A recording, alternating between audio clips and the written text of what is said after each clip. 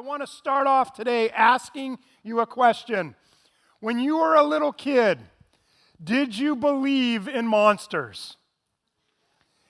And were any of you ever at one point afraid of the monsters? And at one point, did you ever find yourselves going to bed thinking there's monsters in the closet or under the bed, and you were afraid of what you would do next? We've all been there, right? We've all had that. And our little kid imaginations, believing that monster's in the closet or the monster is under our bed, what do we do to protect ourselves from the monster? We pull out the almighty sheet and pull it over our heads, right? And that sheet will save us and protect us from that monster. Well, the reality is that we believed in monsters as kids, but when we grow up, the monsters in our lives don't necessarily go away. They're still with us. They're just different monsters that we deal with. Now, the biggest monster, or one of the biggest monsters that wreaks havoc in your life and my life, is not the imaginary one that we hide under the covers from. It's real. And that monster is we're calling the money monster. The money monster. The money monster is something that dominates and controls our lives. The money monster, it wreaks havoc in our lives. It wrecks our lives. It wrecks relationships and jobs and companies and teams. It even wrecks civilizations. Money is one of the biggest, if not the biggest, monster in our adult lives. And rather than you and I hide under the covers, or rather than you and I pretend that it doesn't exist, we can master the money monster in our lives. And we can get to the place where it doesn't have the control that it has in our lives when it's a monster in our lives. And that's what we're going to talk about in this short series. In this series, you and I are going to look together, discover together some habits that are going to tame the money monster in our life, and they're going to make us financially fit. Now, anytime you do a series like this, it's helpful to kind of kick the series off giving a few qualifiers. I don't typically do qualifiers, but this is one of those topics it's worth doing. Now, first of all, the first qualifier is this. For those of you who are thinking, here we go again, didn't we just talk about this last year? The answer is yes, we did. We did. In fact, we talk about this every single year about this time. Listen, we talk about what it looks like to be good stewards of our finances. We do it every year about this time. The rest of the year, we talk about being good stewards of our time and our talent. God wants us to not only be good stewards of our time and our talent, but also our treasure. So it's good for us to pause and say, God, what does it look like to be a good steward of our money so it's not a monster in our lives? Second qualifier, if you're visiting today, man, first of all, we're glad you're here. But we recognize that money might be, and the topic of money might be one of the big reasons you've stayed away from church. And maybe you've stayed away from God because you're already skeptical that, the church, all they want is your money. And now today just confirmed that suspicion. And now listen, I get it and I totally understand it. So if you're visiting with us today, I want to invite you to sit back, relax, and just observe today. I just want you to relax and imagine yourself as a fly on a wall in your neighbor's house when they're having a kind of a deep discussion and a family discussion. What would that be like? Imagine if you could listen in on your neighbor's, heavy conversation. That's what it is for you today. You just sit back, relax, and observe and listen in on this family conversation as we talk about this topic. And if you're visiting, if you choose to say, hey, there's a principle or two in there that makes sense, I'd encourage you to grab a hold of that because I think it'll help your future, including your financial future. Now, I know every time we talk about this, we're always wondering, why? Why do we talk about it? What's the point? As is always the case, whenever we talk about financial stewardship, my goal is not to get something from you. My goal is to give something to you. The goal is to give you a tip The goal is to give you a principle, some biblical wisdom that's going to help you master the money monster in your lives. Because the reality is, I'm just not concerned about your money. And frankly, either is God. But I do care about you. I care about you, and I want you to succeed in the realm of your finances. I want you to be financially free. I want you to be financially fit. I want you to know what it's like to experience financial freedom and to experience a deeper faith and trust in God. And so everything we talk about is with this goal of helping you be financially free and to grow and stretch your faith and trust in God. So, tackling the money monster, mastering the money monster, developing a habit that leads to financial freedom. Where do we start? Well, we have to, of course, start with the question that sometimes we wonder is, why does the Bible talk about money? Why does God talk about money? What's interesting is when the Bible, when God, when Jesus, when the apostles, when any of them talk about money, it actually has nothing to do with money and has everything to do with devotion. Everybody say the word devotion. It has to do with our devotion.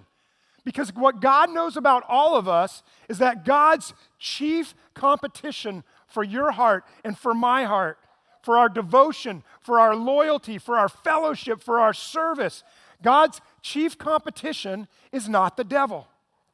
See, you don't sit around saying, today, should I worship God or should I worship the devil?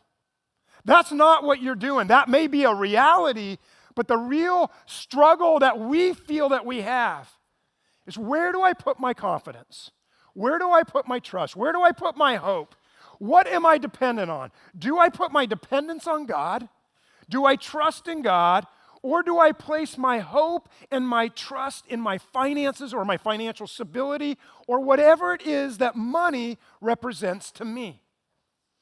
And frankly, the hardest part about this whole conversation is that most people do not see or think that the idea of surrendering to God and being dependent upon God has anything to do with their relationship or their connection to their finances. Most people don't see that. And I get it. I understand it. I really do. So the hardest part about this conversation that, frankly, God's been trying to have for some of us for years and years and years, it's me trying to help you to connect the dots, to see the correlation. Jesus said it this way in Matthew chapter 6. He said, your heart, some translations say, your devotion, your loyalty will always be where your treasure is. You see, it's not about money. It's about devotion. Everybody say devotion. It's about devotion. And God knows the chief competitor for our devotion, for our heart, for our loyalty is our treasure, is our money. Or more specifically, the trust and the devotion that we place in that money rather than in God. So the question is, where do I put my dependence? Where do I put my trust? Do I put my hope, dependence, trust, and loyalty in God? Or do I put my hope, dependence, trust, security, if you will, in my stuff, in my money, or whatever money represents to me? Does God truly have my heart? Does God truly have my loyalty, my devotion? And my hope and my prayer is that is a prayer and a question you will be asking throughout this series. That you will just be saying, God, show me, help me see. Am I devoted to you? Am I trusting you? Is my loyalty towards you? Or is it in something else? In fact, here's how Jesus addresses this. And I want us to notice there's a tension in this verse. Jesus says in Matthew chapter 6, he says this, you cannot be the slave of two masters. You will like one more than the other, or be loyal to one more than the other. So Jesus is giving you and I a principle here. It's a principle of masters. He says, you're going to have one, you can't have two. You're going to be more loyal to one than to the other. And he tells us what the one or the other is that we're going to be loyal to. He says this, verse 24, you cannot serve both God and what? God and money. Jesus is brilliant here. And he recognizes the tension inside of us when it comes to Who's going to be the master of our life? Who's going to have our loyalty? Who's going to get our devotion? Everybody say devotion. Who's going to get our devotion? And we're just going to tend to place our trust, Jesus says, in one of two places. You're going to be a servant of one of two options. You're going to be loyal to one of two options. And Jesus says it's either, money related, which whatever that looks like, the pursuit of wealth, the pursuit of security, the pursuit of whatever money would represent to us personally, or are we going to place our trust, our loyalty, our devotion in God? Jesus says those are our two options. I think about what Jesus said in John chapter 10, verse 10, when he said that the devil has come to kill, steal, and destroy. And I believe that the weapon of choice that the devil uses to destroy you and I is money. In 1 Timothy chapter 6, it says, the love of money is the root of all kinds of evil. When we get wrapped up in it, when we are consumed by it, when we love it, so to speak, and I know none of us would ever say we love it, but when we're wrapped up in it, that's the root of any evil that comes our way. You see, the devil is a master manipulator, especially when it comes to the topic of our money and our stuff. And he'll use that money stuff, all that it represents to us, he'll use it so that we don't place our hope, trust, devotion, and loyalty in God. He'll get us to have a greater love for money and what it represents to us than we do to God. And frankly, that's why the money monster is so difficult to overcome in our lives. Now, on the road to financial freedom, on the road to mastering the money monster and giving God our devotion and our loyalty, there are going to be, I want you to picture a road, there are going to be two ditches on either side of the road to financial freedom. Let's picture it this way. Does everybody know Camera Road? Right? We all know Camera Road. Most of us do. Now, I know they cleaned it up now, and it's new, and that's great. But even if you especially picture the old one, and it's still true of a lot of the road, but you will notice if you drive down the road that there is a ditch on either side of the road. Again, it used to be more pronounced prior to them fixing it, but it's still there on a large part of it. On the north side and on the south side, you'll see a ditch. And when we think about that ditch, if you're driving, if you're not focused, if you're not driving properly, if you're not driving correctly, you will end up in a ditch and you won't reach your destination. Well, it's the same with our finances. If you want to master the money monster in your life, if you want to reach the goal of financial freedom and trusting in God and being fully devoted to God, you don't want to end up in a ditch. Now, what are the options? One ditch is the ditch of consumption, and another ditch is the ditch of hoarding. Consuming and hoarding. Consuming and hoarding. Consuming means that everything that comes my way to me financially, that I use it up. All the dollars that come to me, they become items in my house. They become my house. They become a car, a phone, a TV, a computer. They become a vacation. We just consume, consume, consume, consume.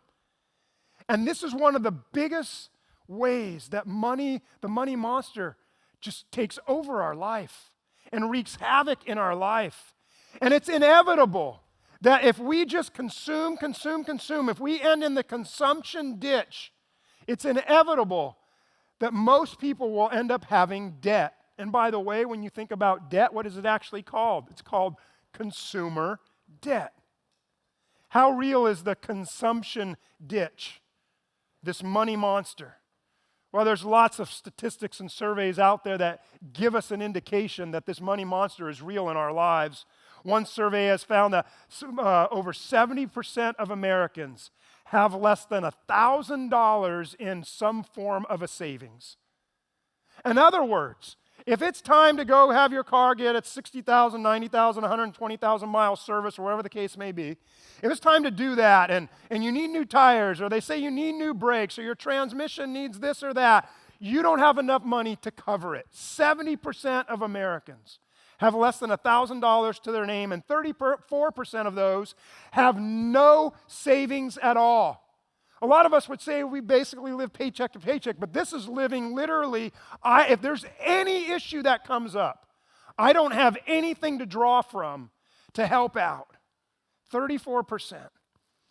And only 15% of Americans have at least $10,000 or more in a savings account, or tucked away in a safe, or wherever they put it. Most statistics tell us that Americans make or spend more than they make. In fact, 75% of Americans are in debt.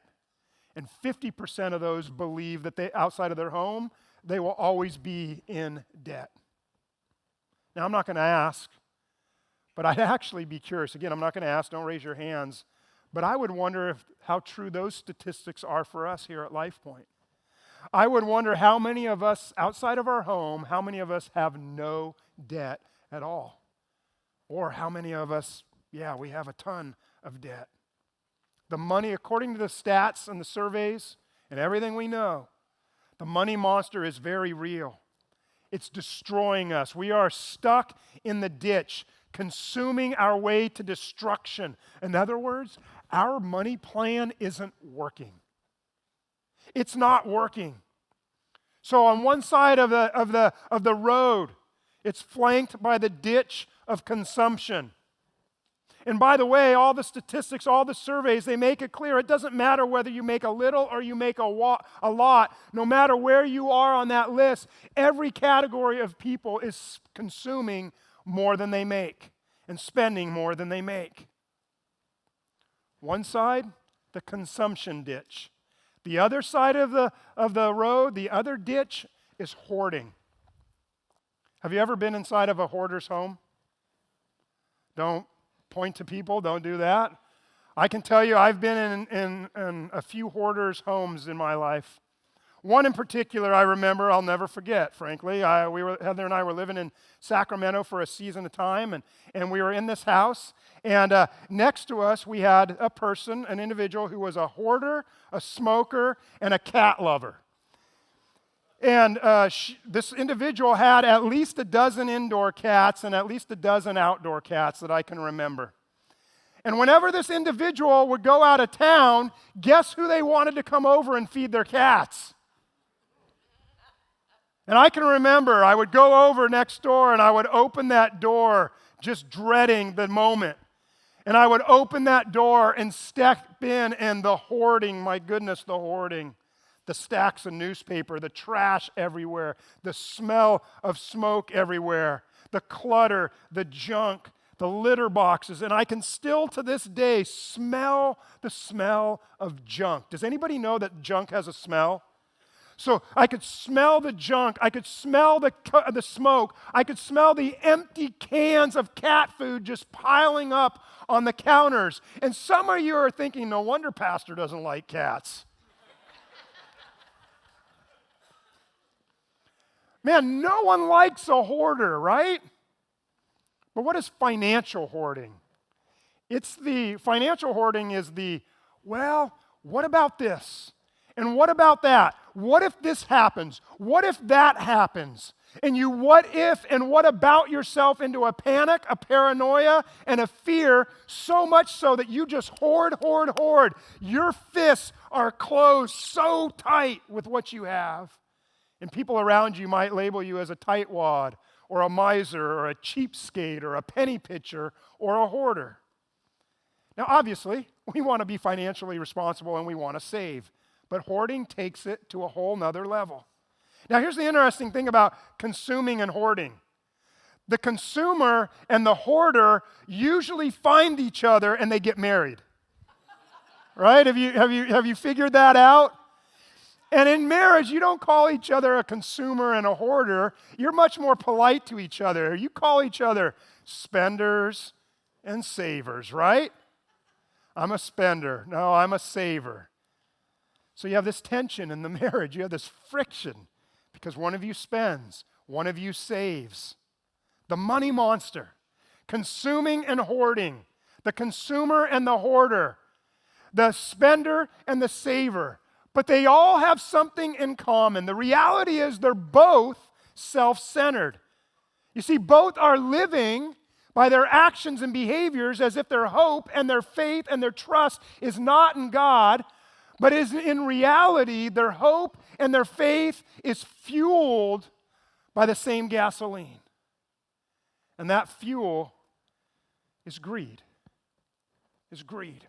Now, greed is like, we talk about, there's a lot of attributes and characteristics in our life that we have a difficult time seeing in the mirror. Greed's one of those. We mentioned that last week. In fact, somebody came up to me this morning. They were in their small group this week, and they said, hey, Pastor, we were in our small group, and man, I loved what this individual had to say to me. It was awesome. He said, man, we were just gossiping and gossiping. Well, I didn't love the gossip part, but they were just gossiping and gossiping and gossiping, and then finally someone stepped up and said, oh, hold on, time out, wait a second. Do you not realize we're all just sitting here gossiping right now? And then all of a sudden it got quiet and they recognized and they realized, and it changed the direction of that conversation. And I was like, man, that's so incredible. Again, not that you were gossiping, but that you recognized it. And you remembered, because again, it's hard to see gossip, that we're a gossip in the mirror. And so this Bible study, this group of godly people, they recognize, oh my goodness. And one of the individuals saw it in the mirror, and as we talked about last week, if not you, then who? Meaning if you don't step up and say something, who will? And that changed the evening for the better. And so it's difficult to see that in the mirror. Greed is another one of those items. It's just difficult for us to see in the mirror. See, people don't come up to me and say, Pastor, I want you to pray for me. I'm greedy. People don't do that. Instead, they say, man, you know what? It's such a good sale. I have to take advantage of it. Man, I love to have the latest and the greatest. Or maybe it's just, man, I'm doing everything I can to make ends meet. I'm doing the best I can. In fact, I even give some to people from time to time. But the reality is it's just consume, consume, consume. Or they say something like, man, you know what? I'm careful. I'm a good planner. I'm a saver. But everybody else around you knows, no, you're just a hoarder. Greed is very difficult to see in the mirror. Now, what is greed? According to everything that Jesus said, I think the best way to describe greed is this. Greed is the assumption that it is all for my consumption. Greed is, I assume, it is all for me to consume. You can be poor and be greedy. You can be rich and be greedy. It doesn't matter where you are on the financial pendulum. Greed is simply, if anything comes to me, it's for me. If anything comes to me, if finances come to me, it's for my consumption. It's for my consumption now, which makes me a consumer, or it's for my consumption later, which makes me a hoarder or a saver. Either way, this individual lives their life as if God does not have their devotion, does not have their heart. God's not factored in to the picture of their finances. And of course, that doesn't mean this person doesn't believe in God. Of course they believe in God. And of course you believe in God. It's why you're here, right? But greed is subtle, not like the rain that's on the roof right now. Jeez. Man, that's just pounding. Greed is subtle.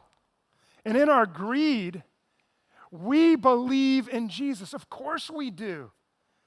But we live like we don't trust him. In other words, we love to go to church. We love God. You know, we believe in the Bible. We respect the Bible. We follow the parts that we like in the Bible. But when it comes to decisions with our money, the question we're usually asking ourselves is, where is this decision going to leave me financially? Where's it going to leave me financially? It's rare that we ask the question, what does God say about my money? What does God say I should do with my money? What does God say about how I should manage my money? Those are not the questions we're usually asking. Why? Because greed is so subtle. If consciously or subconsciously, if the evidence of our lives says that our loyalties, our dependence, our reliance is upon our income, that ultimately means we're just fueled by greed. And those of us who are fueled by greed, we live as if God doesn't exist in our finances. We live as if God doesn't have anything to do with our finances until there's a problem. Until the money monster wreaks enough havoc in our lives. Because what I know about all greedy people, when we hit a financial bump, when we're upside down financially, suddenly we invite God into our financial equation, and suddenly we go to God and we say, God, I need your help. In other words, God's our backup financial plan. We live saying, hey, I'm going to do life my way. I'm going to make my money. I'm going to go to church. I'm going to believe in God. I might even give a few dollars here and there, a few hundred, maybe even a few thousand or something. But God, it's my money. You stay put. I got it taken care of. I need to make the decisions. I need to go after it. My future depends on my ability to save and to spend and consume. But subconsciously, we're just keeping God at arm's length. We push him out to the periphery. But make no mistake, the moment there's trouble, the moment we find ourselves in a place where the money monster is wreaking havoc in our lives, there's something in us that says, well, I think God can help me. I think that God will come along and God, you can help me. God, please help me. I need this. Help me with this.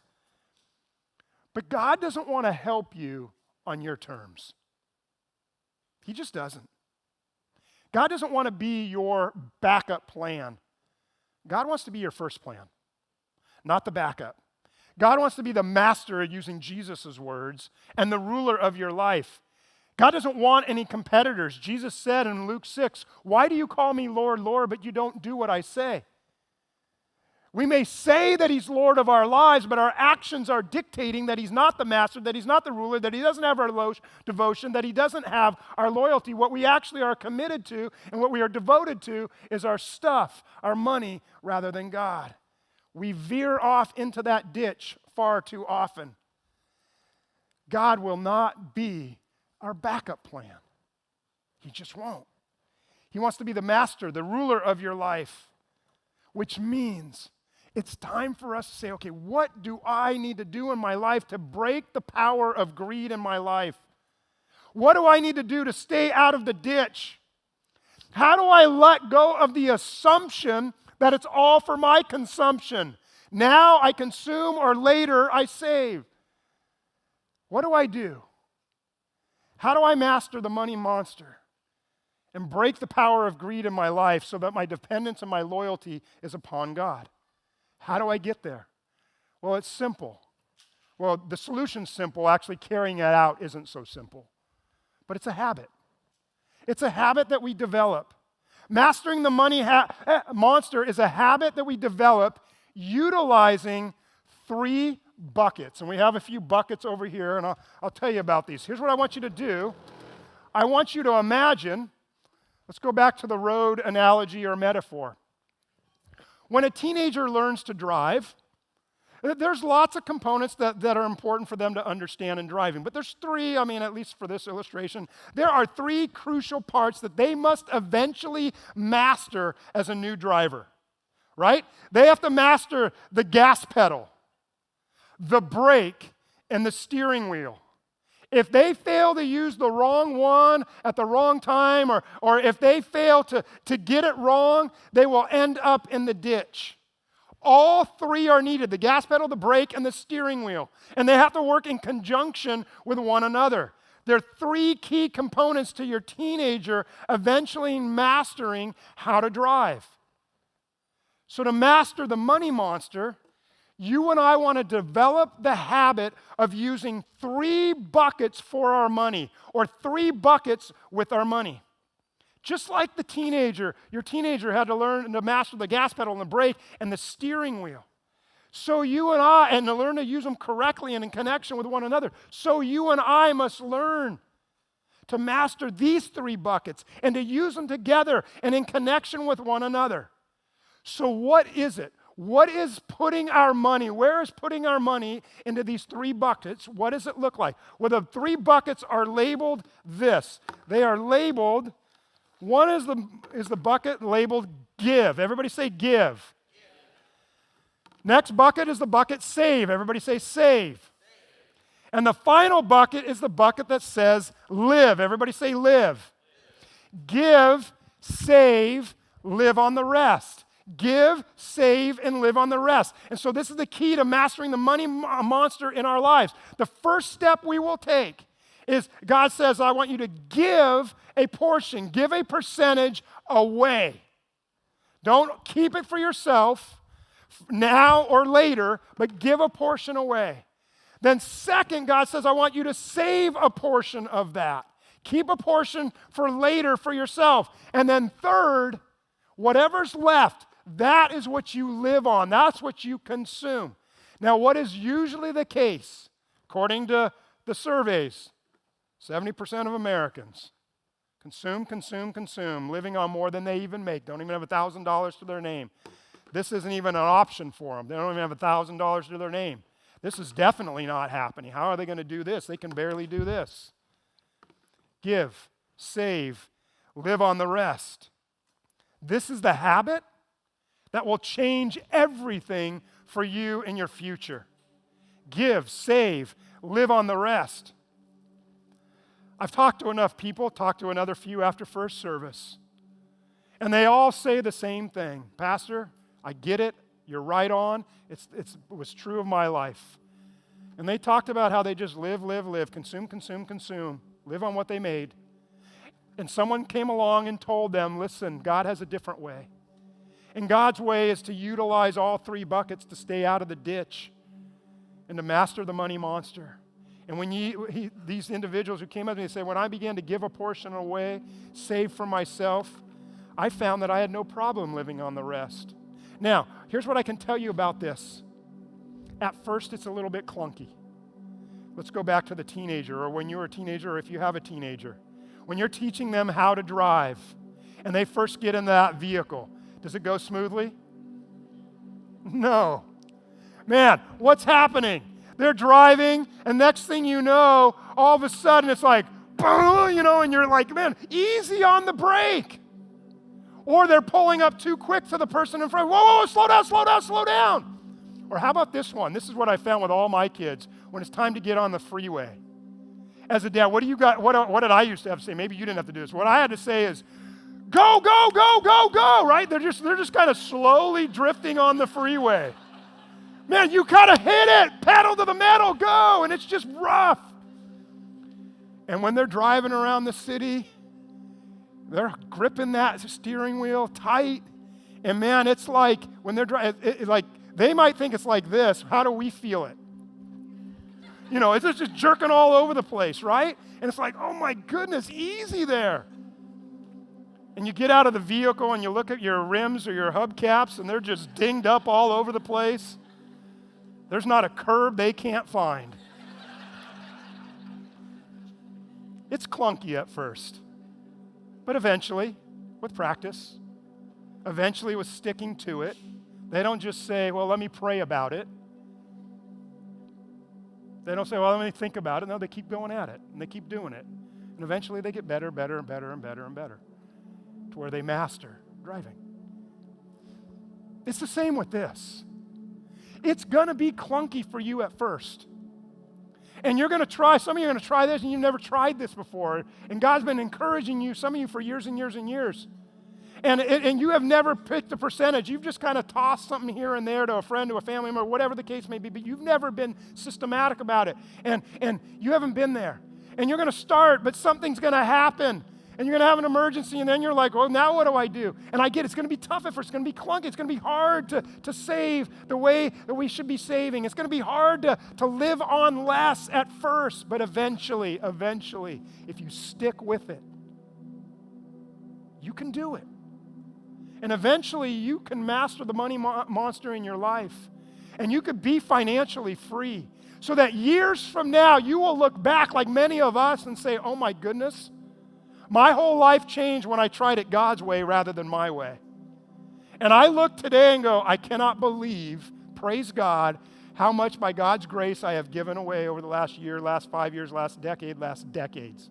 Oh my goodness, I can't believe how much I now have in my possession if there's an emergency or this or that or whatever the case may be. And for my future. And wow, that consumption thing, it's been tamed a little bit in my life.